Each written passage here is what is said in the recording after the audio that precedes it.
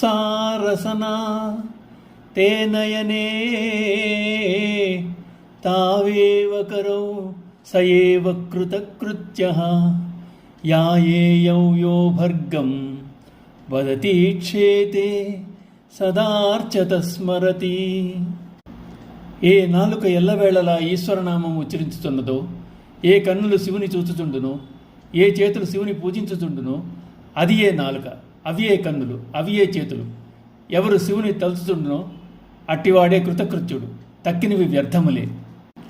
భ అనగా వెలుగు, గ అనగా చైతన్యం, భర్గ అనగా చైతన్యవంతమైన వెలుగు అన్న అర్థం చెప్పబడి ఆ పదం పరమేశ్వరుడు సూచిస్తోంది.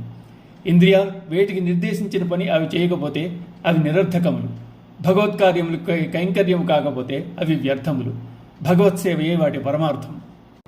శంకరాచార్యులు వారు ఈ శ్లోకంలో ఏం చెప్పారో దాన్నే పోతన గారు కమలాక్షు నర్చించు కరములు కరములు శ్రీనాథు వర్ణించు జిహ్వ జిహ్వ అని ప్రహ్లాదుని చేత పలికించారు.